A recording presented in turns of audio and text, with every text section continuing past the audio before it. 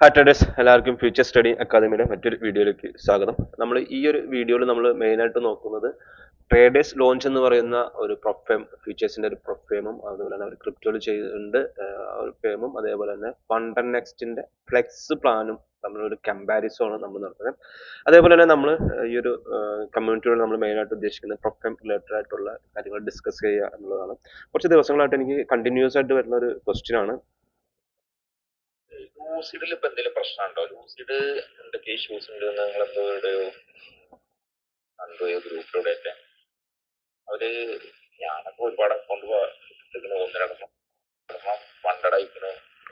ഇതാണ് എനിക്ക് കുറച്ച് ദിവസമായിട്ട് എല്ലാവരും മെസ്സേജ് അയച്ചുകൊണ്ടിരിക്കുന്ന ഒരു മെസ്സേജാണ്. ലൂസിഡ് ക്യാപിറ്റൽ എന്തെങ്കിലും ഇഷ്യൂ ഉണ്ടോ എന്നുള്ളത്. ലൂസിഡ് ക്യാപിറ്റലിന്റെ ജിയോ കുറച്ച് ദിവസം മുമ്പ് നമ്മൾ ഇന്ത്യക്കാരെ കളിയാക്കിയിട്ട് കുറച്ച് എക്സിൽ കുറച്ച് കാര്യങ്ങളൊക്കെ പോസ്റ്റ് ചെയ്തിരുന്നു. കുറച്ച് റേസിസം റിലേറ്റഡ് പോലത്തെ ഉള്ളൊരു പോസ്റ്റ് ആയിരുന്നു. അപ്പോൾ അതിൽ അദ്ദേഹം ഉദ്ദേശിച്ചത് തന്നെ കുറച്ച് ഇന്ത്യക്കാരെ ഒന്ന് മാറ്റി നിർത്തുക എന്നുള്ളതാണ്. ഒരു KYC ഇന്ത്യക്കാർക്ക്, അതായത് അതുപോലെ തന്നെ പുതുതായിട്ട് വരുന്ന ആൾക്കാർക്ക് അവർ KYC സ്ട്രിക്റ്റ് ആക്കിയിട്ടുണ്ട്.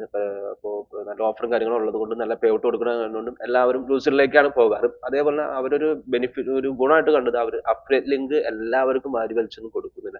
കുറച്ച് നല്ല സ്റ്റാൻഡേർഡ് യൂട്യൂബേഴ്സിന് മാത്രമാണ് അവർ അപ്ഡേറ്റ് ലിങ്ക് കൊടുക്കുന്നുള്ളൂ. അതൊരു നല്ല കാര്യമായിട്ട് എനിക്ക് തോന്നിയത്. ലാസ്റ്റ് ഈ ഒരു കഴിഞ്ഞ ദിവസം MFFന്റെ CEO ആണ് എക്സിൽ പോസ്റ്റ് ചെയ്തത് KYC റിലേറ്റഡ് ആയിട്ടുള്ള ഡിനയിലും കുറച്ച് കാര്യങ്ങളെ കുറിച്ച് ചെയ്യുന്നത്. പക്ഷെ എനിക്ക് ഒരു കാര്യം മനസ്സിലാകാത്തത്, എന്തുകൊണ്ടാണ് ലൂസിഡ് ക്യാപിറ്റൽ സാധാരണ എല്ലാ കമ്പനികളും പുതിയ ആൾക്കാരെ വെൽക്കം ചെയ്യുള്ളൂ, അല്ലെങ്കിൽ അവർക്ക് അത് അവരുടെ ഇവാലുവേഷൻ പേയ്മെന്റ് കിട്ടുക എന്നുള്ളത് വലിയൊരു കാര്യം തന്നെയാണല്ലോ. അത് ഇല്ലാതിരിക്കാൻ എന്തുകൊണ്ടാണ് അവർ അങ്ങനെ KYC ഡിനേ ചെയ്യുന്നതിനെ കുറിച്ച് എനിക്ക് വ്യക്തമായിട്ടൊരു ആൻസർ കിട്ടിയിട്ടില്ല. നമ്മളിങ്ങനെ നോക്കിക്കൊണ്ടിരിക്കുക. നമ്മളെ സംബന്ധിച്ച് പേ ഔട്ടിലേക്കൊക്കെ വന്നാലുണ്ട് ആ KYC അവർ പാസ്സാക്കിയിരിക്കുന്നതുകൊണ്ട് കുഴപ്പവും ഇല്ല. നിലവിൽ അവർ പേ ഔട്ട് റിജക്ഷനും കാര്യങ്ങളൊന്നും ആർക്കും വന്നിട്ടൊന്നുമില്ല കേട്ടോ ഇന്ത്യയിൽ. അവരൊന്ന് ഇന്ത്യക്കാരെ ഒന്ന് കുറച്ച് റിലയബിൾ ആയിട്ടുണ്ട്. അതുപോലെ തന്നെ നിങ്ങൾ പാസ്പോർട്ട് വെച്ചിട്ട് വെരിഫിക്കേഷൻ ചെയ്യാനായിട്ട് ശ്രമിക്കുക. അതാണ് എനിക്ക് മനസ്സിലായത്. മറ്റൊരു കാര്യം ആൽഫ ക്യാപിറ്റലായിട്ട് ബന്ധപ്പെട്ടാണ്. ആൽഫ ക്യാപിറ്റലിന്റെ ഫ്യൂച്ചേഴ്സ് ഫേം ഏകദേശം ഒരു തീരുമാനമായ മട്ടായിരുന്നു. പക്ഷെ അവർ വീണ്ടും റീഫണ്ട് ഒക്കെ കൊടുത്തു. ഇവാലുവേഷൻ സ്റ്റേജിൽ റീഫണ്ട് ഒക്കെ കൊടുത്ത് വീണ്ടും തിരിച്ചു വരുന്നുണ്ട്. അതേപോലെ അവരുടെ CFD നിന്നും മാറിയിരിക്കുന്നതായിരിക്കും കുറച്ചുകൂടി ബെറ്റർ. പിന്നെ അതുപോലെ തന്നെ MFFന്റെ ഒരു കാര്യം, MFF അടുത്ത് തന്നെ വീണ്ടും റീലോഞ്ച് കാര്യങ്ങളൊക്കെ നോക്കുന്നുണ്ട്. അവര് ലൈവ് അക്കൗണ്ട് ഉണ്ടായിരുന്ന ആൾക്കാരുടെ അടുത്തൊക്കെ അവരുടെ വെരിഫിക്കേഷന് വേണ്ടിയിട്ട് ഫയൽ ചെയ്യാനൊക്കെ കാര്യങ്ങളൊക്കെ പറഞ്ഞു. എൻ്റെ ഒരു 3 ഫ്രണ്ട്സിന് നിലവിൽ MFFന്റെ ലൈവ് അക്കൗണ്ട് ഉണ്ടായിരുന്നു. അതേപോലെ ഇവാലുവേഷന്റെ എനിക്ക് മിസ്സായിപ്പോയി, എനിക്ക് ആപ്ലിക്കേഷൻ ചെയ്യാൻ പറ്റിയില്ല. അപ്പോൾ ഈ ലൈവ് ഫണ്ടിലേക്ക് വന്നേക്കണം മിക്കവരെയും അവർ അവോയ്ഡ് ചെയ്യാണ്. ഓരോരോ കാര്യങ്ങൾ പറഞ്ഞുകൊണ്ട് റിജക്ട് ചെയ്തുകൊണ്ടിരിക്കുകയാണ്. പാസ്പോർട്ട് ചിലപ്പോൾ ഇവിടെ ഇന്ത്യയിൽ നിന്നപ്പോൾ അക്കൗണ്ട് എടുത്ത് വെക്കുന്ന ആൾക്കാർ ഇപ്പോൾ പുറത്തൊക്കെയാണ്. ഒരു ഫ്രണ്ട് പുറത്താണ്, ദുബായിലാണ്. അപ്പോൾ അവർ ഇത് അക്സെപ്റ്റ് ചെയ്യുന്നില്ല. അങ്ങനെ ഒരു പ്രശ്നമുണ്ട്. പക്ഷെ MFF ഇങ്ങനെ വരുന്നതിന് മുമ്പേ ഒന്നൊരു കുറച്ച് ആൾക്കാർക്ക് പേ ഔട്ട് കൊടുത്തിട്ടായിരിക്കും എന്തായാലും അവർ വരാൻ ശ്രമിക്കുക. കുറച്ച് പേർക്കെങ്കിലും എന്തായാലും അവർ പേ ഔട്ട് കൊടുക്കും. അപ്പൊ ഇത്തരം കാര്യങ്ങളാണ് ഇൻഡസ്ട്രിയുമായി ബന്ധപ്പെട്ടിട്ട് നിലവിൽ വന്നേക്കുന്ന കുറച്ച് കാര്യങ്ങൾ. അപ്പോൾ ആൽഫ ക്യാപിറ്റൽ ഒന്ന് ശ്രദ്ധിച്ചിട്ട് കൈകാര്യം ചെയ്യുന്നതായിരിക്കും കുറച്ചുകൂടി ബെറ്റർ.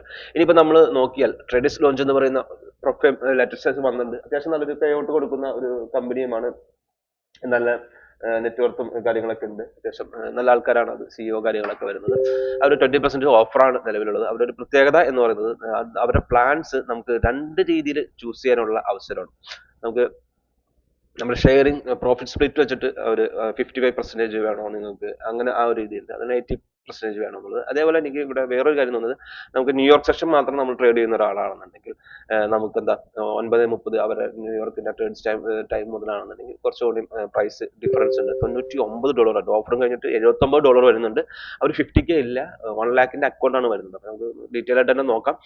അതേപോലെ നമുക്ക് ഇവിടെ പ്രൈസ് വരുമ്പോൾ തന്നെ നമുക്ക് ഏഷ്യൻ സെക്ഷനിലേക്കും മറ്റ് ഇതിലേക്കൊക്കെ 24 ഹവറിലേക്ക് മറ്റ് ഇതിലേക്ക് നോക്കുമ്പോൾ കണ്ടിന്യൂസ് ആയിട്ട് മോർണിംഗ് ആ ഒരു ഇത് മുതൽ ഏഷ്യൻ കൂടി ഉൾപ്പെടെ ഉള്ളതാണെന്നുണ്ടെങ്കിൽ പ്രൈസ് 159 ഈവനിങ് ഒരു ചെറിയൊരു എമൗണ്ടിന്റെ ഡിഫറൻസ് വന്നേക്കാം. 20% ഓഫറാണുള്ളത്. പിന്നെ പേ ഔട്ട് 3 ദിവസം മിനിമം ട്രേഡിംഗ് ഡേയ്സ് ഉണ്ട്. അതേപോലെ തന്നെ പേ ഔട്ടിലേക്ക് എത്താനായിട്ട് ഡെയിലി പേ ഔട്ടാണ് അവർ പറയുന്നത്. അപ്പോൾ നമുക്കിനി അവരുടെ പ്രൈസ് മറ്റൊരു പ്ലാൻ, ഈ നമ്മുടെ ഫണ്ട് നെക്സ്റ്റിന്റെ ഒരു പ്ലാൻ വന്നിട്ടുണ്ട്. ഫണ്ട് നെക്സ്റ്റിന്റെ ഒരു ഫ്ലെക്സ് എന്ന് പറയുന്ന ഒരു പ്ലാൻ. മിക്ക കമ്പനികൾ ഫ്ലെക്സ് പ്ലാൻ എന്ന് പറഞ്ഞിട്ട് അവതരിപ്പിച്ചിട്ടുണ്ട്. അതിന് ഏറ്റവും നല്ലൊരു പ്ലാൻ ലൂസിഡ് ക്യാപിറ്റലിന്റെ ഫ്ലെക്സും MFFന്റെ ഫ്ലെക്സും ആയിരുന്നു. ഇനി ഇതിലേക്ക് വന്നു കഴിഞ്ഞാൽ ഇവിടെ MFFന്റെ പ്ലസിലേക്ക് വന്നു കഴിഞ്ഞാൽ 50K അക്കൗണ്ട് വെച്ചിട്ട് നമുക്ക് കമ്പാരിസൺ നടത്താം. മറ്റു ട്രേഡേഴ്സ് ലോഞ്ചിന്റെ ആണെങ്കിൽ നമുക്ക് 50K ഇല്ല, എന്നാലും 100K വെച്ചിട്ട് കമ്പാരിസൺ. ഇവിടെ പ്രോഫിറ്റ് ടാർഗറ്റ് വരുന്നത് 2500 ആണ് വരുന്നത്. എല്ലാ കമ്പനികളും 3000 ആണ്. ഇവിടെ ഈ മാക്സിമം ലോസ് ലിമിറ്റ് ആണ് ഇവരൊരു പ്രശ്നം ആയിട്ട് ഞാൻ കാണുന്നത്. 1500 USD ഉള്ളൂ.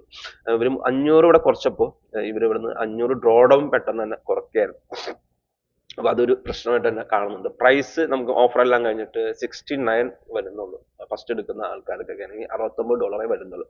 അപ്പൊ അത് ഒന്ന് ശ്രദ്ധിക്കുക. നമ്മൾ 50K വെച്ചിട്ടാണ് പറഞ്ഞത്, $2500. ഇനി ട്രേഡേഴ്സ് ലോഞ്ചിന്റെ ഒരു കോമഡി, ഇത് കുറച്ച് മലയാളീസ് 1-2 പേര് ഇത് പ്രൊമോട്ട് ചെയ്യണ കണ്ടു. അതിന്റെ ഒരു ട്രാപ്പല്ല, എന്നാലും ശ്രദ്ധിച്ചിരിക്കുക. 50K ഇല്ല, 100Kയുടെ അക്കൗണ്ടാണ് നിലവിൽ ഉള്ളത്. നമുക്ക് 55% മതി എന്നുണ്ടെങ്കിൽ, നമുക്ക് സ്പ്ലിറ്റ് 55% മതി എന്നുണ്ടെങ്കിൽ നമുക്ക് 50Kയുടെ ടാർജറ്റ് 2000 ഉള്ളൂ. മറ്റു കമ്പനികളെല്ലാം 3000 പറയുന്നത്. 50K വെച്ചിട്ട് അനാലിസിസ് എടുക്കുമ്പോൾ നമുക്ക് 3000, നമുക്ക് ഇതിനെ ഒരിക്കലും 100K ക്യാപിറ്റൽ ഫണ്ട് വെച്ചിട്ട് നമുക്ക് ഇതിനെ ഒരിക്കലും അനാലിസിസ് ചെയ്യാൻ പറ്റില്ല. കാരണം എന്താ വെച്ചാൽ പ്രോഫിറ്റ് ടാർജറ്റ് 2000 ആണെന്നുള്ളത് ഒക്കെ ബെനിഫിറ്റ് ആണ്. ബട്ട് ഇവിടെ ഒരു കാര്യം ശ്രദ്ധിക്കേണ്ട, മാക്സിമം ഡ്രോഡൗൺ $1000 വരുന്നത്. അപ്പൊ നമുക്ക് ആ $1000 വരുന്നു. പ്രൈസ് 49 എന്ന് പറയുന്നത് 50% ഒരു $1000 നമുക്ക് $500 അടുത്തേ നമുക്ക് കിട്ടത്തുള്ളൂ. ഇനി 80% കിട്ടി ന്യൂയോർക്ക് മാത്രമായി കഴിഞ്ഞാൽ $99 വരും. ഇനി നമുക്ക് ആ ഫുൾ നോർമലി എല്ലാ പ്ലാനിന്റെയും എല്ലാവരുടെയും കമ്പാരിസൺ നടത്തുമ്പോൾ റിസൾട്ട് ആണ് ഈ കാരണം $159 വരുന്നുണ്ട്. അപ്പൊ ഇതിലൊരു കോമഡി, നമുക്ക് ഇതിനെ ഒരിക്കലും മറ്റ് കമ്പനികളുടെ, ഞാനിപ്പോ കമ്പാരിസൺ നടത്താനായിട്ട് ഫ്ലെക്സ് എടുത്തു എങ്കിലും ഫ്ലെക്സിന്റെ ഇതായിട്ട് പ്ലാൻ ആയിട്ടൊന്നും കമ്പാരിസൺ ഒരിക്കലും നടത്താൻ പറ്റില്ല. ഫ്ലെക്സ് തന്നെ നമുക്ക് ഇതിൽ ഒട്ടും അഡ്ജസ്റ്റ് ചെയ്യാൻ പറ്റുന്നത് ഈ ഡ്രോ ഡൗൺ വളരെ കുറവാണ്. ഒരു 1750 അങ്ങനെ എന്തെങ്കിലും ഒരു അഡ്ജസ്റ്റ്മെന്റ് ഒരു നടത്തി നല്ല കൺസിസ്റ്റൻസി ഉണ്ട്. $69 വരുന്നുള്ളൂ. നമുക്കിത് ഫുൾ ആയിട്ട് എല്ലാ സെക്ഷൻസിലും ചെയ്യാൻ 90% പ്രോഫിറ്റ് സ്പ്ലിറ്റും ഉണ്ട് ഈ ഒരു കമ്പനിയായിട്ട് കമ്പാരിസൺ നടത്തുമ്പോൾ. എൻഡ് ഓഫ് ദ ഡേ ആണ് ഇവരെ ലോക്കിംഗ്. അതേപോലെ നമ്മള് നമുക്ക് സൈസ് കുറവാണ്. ഇതൊരു എന്താ പറയാ, 50K ആയിട്ട് മറ്റു കമ്പനികൾ 50K ആയിട്ട് ഒരിക്കലും കമ്പാരിസൺ നടത്താൻ പറ്റില്ല. പ്രൈസും ഓവർ പ്രൈസ് എന്ന് പറയുന്നത് ഇത് ഈ പ്ലാനിലേക്ക് വരുമ്പോൾ നമുക്ക് വേണ്ട. ഇവിടേക്ക് വരുമ്പോഴും ലൂസിഡിന്റെ ഫ്ലെക്സ് പ്ലാനിലെ ഇതായിട്ട് കമ്പാരിസൺ നടത്തുമ്പോൾ നമുക്ക് ഡ്രോ ഡൗൺ എപ്പോഴും ശ്രദ്ധിക്കുക. ഈ ഒരു പ്രൈസിന് ഈ $1000 ഉള്ള ഡ്രോ ഡൗൺ ഉള്ള അക്കൗണ്ട് നമ്മൾ എന്തിനാണ് പർച്ചേസ് ചെയ്യുന്നതെന്ന് എനിക്ക് മനസ്സിലാവുന്നില്ല. പിന്നെ വേറൊരു ഇത് എൻവൈസിലേക്ക് മാത്രമാക്കാൻ തന്നെ $49. അപ്പോഴും നമുക്ക് ഒരു മറ്റു കമ്പനികളുടെ ഒരു 25Kയുടെ ഒരു ഏതെങ്കിലും ഒരു പ്ലാൻ ആയിട്ട് ഒന്ന് ജസ്റ്റ് ഒന്ന് നോക്കാം നമുക്ക്. കാരണം വെച്ചിട്ടുണ്ടെങ്കിൽ എനിക്ക് 25Kയുടെ ഒരു ഇതാണ് ഇത് എനിക്ക് മൈൻഡിൽ വരുന്നത്. 25 ഇല്ല, 25K ആയിട്ട് നമുക്കൊന്ന് ജസ്റ്റ് ഒന്നൊരു കമ്പാരിസൺ റോൾസ്.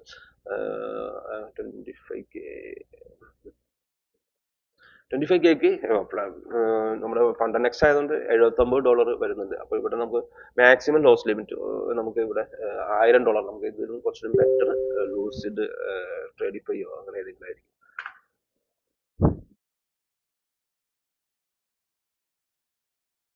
യെസ്, നമുക്ക് അവരുടെ ഗ്രോത്ത് എന്ന് പറഞ്ഞ പ്രൈസ് കുറഞ്ഞ വരുന്നുണ്ട്. നമുക്ക് $59 വരുന്നത്. അവിടെ നമുക്ക് ട്രേഡേഴ്സ് ലോഞ്ചിന് നമുക്ക് $49 ഉണ്ട്. പ്രോഫിറ്റ് ടാർജറ്റ് ഇവിടെ നോക്കി നമുക്ക് 1500 മതി. 1500 മതി മാക്സിമം ഡ്രോഡൗൺ. EOD തന്നെയാണ്. അപ്പൊ $1000 വരുന്നുള്ളൂ. ഡെയിലി ലോസ് ലിമിറ്റ് ഉണ്ടെന്നുള്ളൂ. അല്ലെങ്കിൽ നമ്മൾ സെലക്ട് പ്ലാനിലേക്ക് മാറണം. 65 വരും. അപ്പോൾ ട്രേഡേഴ്സ് ലോഞ്ചിന്റെ ഫുൾ ഇത് നമ്മൾ എടുത്താലും ഫുൾ എന്ന് വെച്ചാൽ ഏഷ്യൻ സെഷൻ തുടങ്ങി ന്യൂയോർക്ക് വരെ എടുക്കുമ്പോൾ നമുക്ക് 149 വരുന്നുണ്ട്. 80% സ്പ്ലിറ്റ് എല്ലാ കമ്പനികളായിട്ട് കമ്പാരിസൺ നടത്തുന്ന 80% സ്പ്ലിറ്റ് വെച്ചിട്ട് ഇപ്പൊ 159 ഒരു $20 കൂടി കുറഞ്ഞേക്കാം, $130 വരുന്നുണ്ട്. ഇനി 55% നമ്മൾ ഈ $49 എടുത്തിട്ട് ഇത് എടുക്കുന്നതിനോട് നിങ്ങളൊരു കാര്യം ശ്രദ്ധിക്കുക. അവിടെ TP അല്ലെങ്കിൽ പ്രോഫിറ്റ് ടാർജറ്റ് 2000 വരുന്നുണ്ട്. അപ്പോൾ ഇതൊരു ഇവിടെ നമുക്ക് 1500 മതി. മറ്റു കമ്പനികളുടെ 25Kക്ക് $65 വരുന്നുള്ളൂ. നമുക്ക് ഏത് സമയം എപ്പോൾ വേണമെങ്കിലും ഇത് ചെയ്യാം. 90% കിട്ടും. അപ്പോൾ നിങ്ങളൊന്ന് ഞാൻ ഇതിന്റെ വേറെ ഇതിലേക്കൊന്നും അല്ലെങ്കിൽ ഇവരെ ഇവാലുവേഷനെ കുറിച്ചുള്ള ഡീറ്റെയിൽ ആയിട്ടുള്ളത് എനിക്ക് പോകില്ല. കാരണം നമുക്കൊരു ട്രേഡേഴ്സിന് പറ്റിയൊരു ഇതായിട്ട് തോന്നുന്നില്ല. കുറച്ച് പ്രൈസ് കുറച്ച് ഒരു അഡ്ജസ്റ്റ്മെന്റ് നടത്തിയിരുന്നെങ്കിൽ ഫുൾ ഇതിലും 80% ആയിട്ട് നമുക്കൊരു $49 ആയിരുന്നു ഇത് നല്ലൊരു ചോയ്സ് ആയിരുന്നു. ബട്ട് ഇപ്പൊ ഇതിന് 25Kയുടെ ഇതായിട്ടും കമ്പാരിസൺ പോലും നടത്താൻ പറ്റില്ല. 25Kക്ക് ഇത്രയും ടാർജറ്റ് വേണ്ട. പിന്നെ ഇനി മറ്റേ കാര്യങ്ങളിലേക്കൊന്നും ഞാൻ നോക്കുന്നില്ല. എന്തായാലും ഞാൻ ഈ ഒരു കമ്പനി പേയ്ഔട്ടിന്റെ കാര്യത്തിൽ കുഴപ്പമൊന്നുമില്ല. സീറോ ഡിനൈൽ തന്നെ കമ്പനി പറയുന്നുണ്ട്. അതുപോലെ തന്നെ നല്ല സെർച്ചും കാര്യങ്ങളും ഭയങ്കരമായിട്ട് ഒരു ടോപ്പിലേക്ക് വരാൻ സാധ്യതയുള്ളതായിരുന്നു. പക്ഷെ ഇങ്ങനെ ഒരു പ്ലാൻ വെച്ചിട്ട് എങ്ങനെ നമുക്ക് നമുക്ക് എടുക്കാൻ പറ്റും എന്നുള്ളതാണ്. ഞാനിപ്പോൾ കമ്പാരിസത്തിന് ജസ്റ്റ് ഒന്ന് എടുത്തിട്ട് ഫണ്ടനെക്സ് ആണ്. ഫണ്ടനെക്സിൽ 25K ഏകദേശം $75 വരുന്നുണ്ട്, നമുക്ക് 25K നമുക്ക് $65 വരുന്നത്. അപ്പോൾ നിങ്ങൾ ഒന്ന് ആലോചിച്ചതിന് ശേഷം ട്രേഡേഴ്സ് ലോഞ്ചിന്റെ അക്കൗണ്ടും കാര്യങ്ങളും എടുക്കാം. അതേപോലെ തന്നെ ലേറ്റസ്റ്റ് വന്നേക്കുന്ന ന്യൂസുകൾ നിങ്ങൾ ആൽഫ ക്യാപിറ്റലിൽ നിന്ന് ഭംഗിയായിട്ട് മാറി നിൽക്കുന്നതായിരിക്കും കുറച്ച് ബെറ്റർ. അപ്പോൾ എല്ലാവർക്കും മറ്റൊരു ട്രേഡേഴ്സ് ഇതായിട്ട് പ്രൊഫൈം റിലേറ്റഡ് ആയിട്ട് ന്യൂസ് ആയിട്ട് വീണ്ടും വരാം.